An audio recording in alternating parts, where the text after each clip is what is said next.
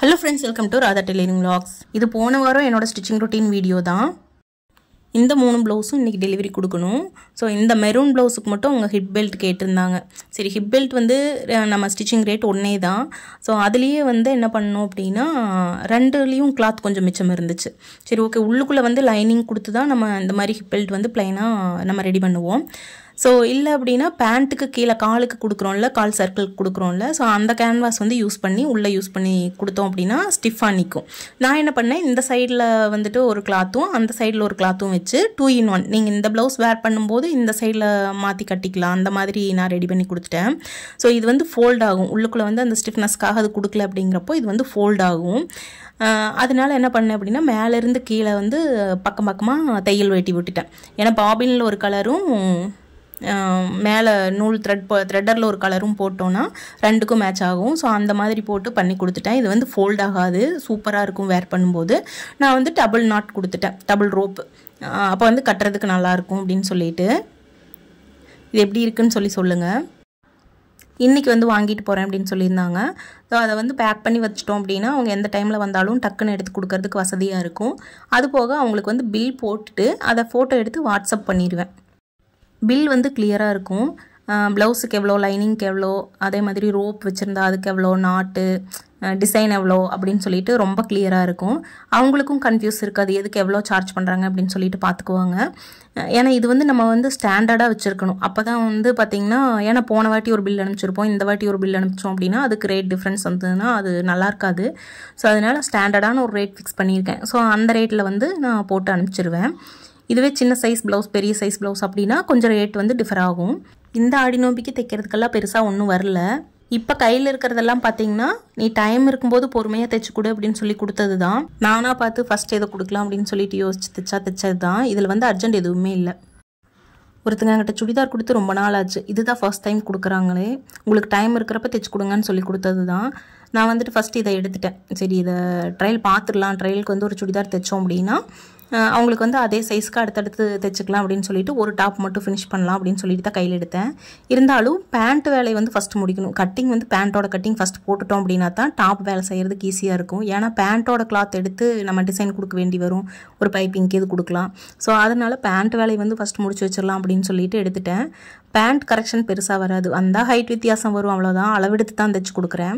So வந்தால் height வித்தியாசம் வரும், அதை அட்ஜஸ்ட் பண்ணி கொடுத்துடலாம் அப்படின்னு சொல்லிட்டு பேண்ட்டை ஸ்டிச் பண்ணிட்டேன்.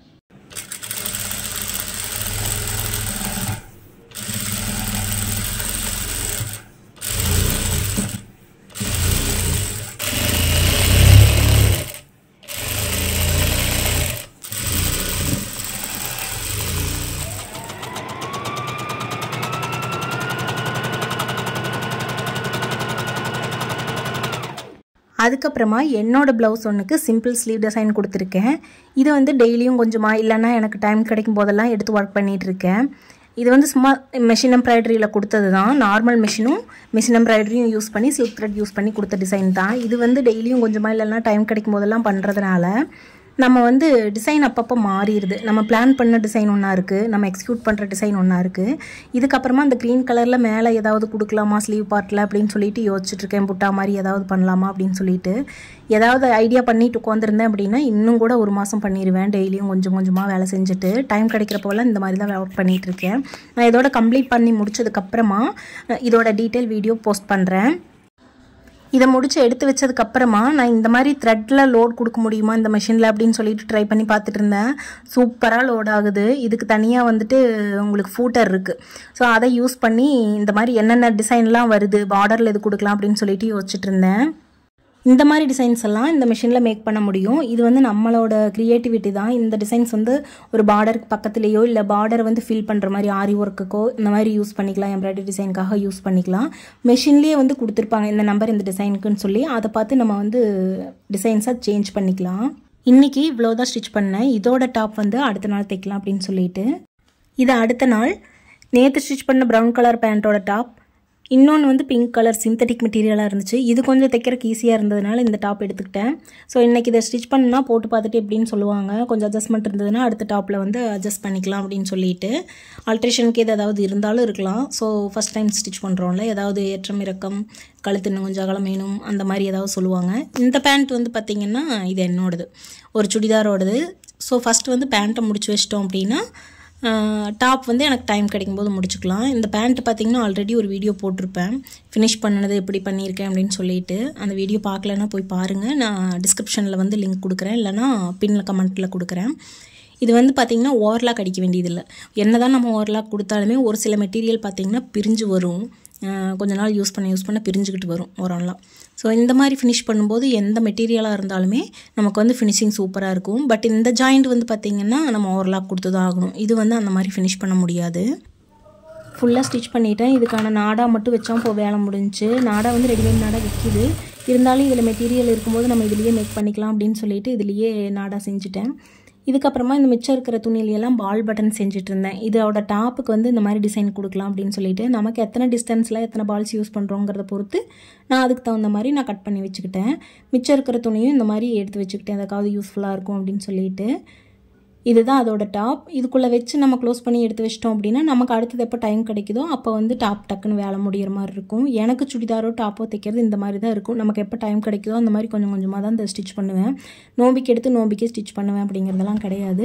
இப்போ வீட்டை மட்டும் கொஞ்சம் க்ளீன் பண்ணி விட்டுட்டு லைனிங்கெல்லாம் கொடுத்து விடணும், எடுத்துகிட்டு வரணும், இல்லைனா நான் போகணும். ஸோ அதுக்கு மட்டும் கட் பண்ணிக்கலாம் அப்படின்னு சொல்லிட்டு இந்த சாரீ பார்த்திங்கன்னா வாழைநார் பட்டுன்னு பக்கத்தில் போட்டிருந்தாங்க.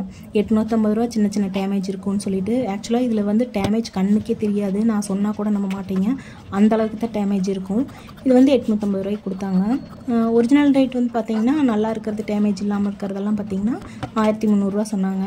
நான் வந்து ஒரு சாரீ நல்லதாக எடுக்கலான்ட்டு தான் போனேன். இது வந்து டேமேஜே கண்ணுக்கு தெரியாமல் இருக்கிறனால இந்த சாரீ எடுத்துகிட்டு வந்துட்டேன். இதுக்கப்புறமா இதெல்லாம் வேலையை முடிச்சுட்டு இந்த ஒரு ப்ளவுஸ் மட்டும் கம்ப்ளீட் பண்ணிட்டு எந்திரிச்சிடலாம் அப்படின்னு சொல்லிட்டு இந்த ஒரு ப்ளவுஸ் மட்டும் கம்ப்ளீட் பண்ணிவிட்டு அதுக்கப்புறமா பார்த்திங்கன்னா ஒரு குடல் பொரித்து காஃபியோடு சாப்பிட்டு அதுக்கடுத்த ப்ளவுஸை நான் கையில் எடுக்க போகிறேன். காஃபியை குடித்த உடனே நம்ம ஸ்டிச் பண்ணுறதுக்கு எந்திரிச்சிடணும், அப்போ தான் இந்த ப்ளவுஸை முடிக்க முடியும் அப்படின்னு நினச்சிட்டு இருந்தேன். பட் இருந்தாலும் கொஞ்சம் அப்படியே ஃபோனை பார்த்துட்டு லேட் பண்ணிவிட்டேன். என்ன ஆனாலும் இந்த ப்ளவுஸை முடிச்சுட்டு தான் இன்றைக்கி நாள் கம்ப்ளீட் பண்ணணும் அப்படின்னு சொல்லிட்டு நைட்டு 9:30 மணின்னு நினைக்கிறேன் இந்த ப்ளவுஸ் முடிச்சு எடுத்து வைக்கும்போது. இருந்தாலும் மனசுக்குள்ள ஒரு திருப்தி இருந்தது. ஓகே, நம்ம நினச்ச மாதிரியே நம்ம ப்ளவுஸை வந்து ஸ்டிச் பண்ணி முடிச்சிட்டோம் அப்படின்னு சொல்லிட்டு.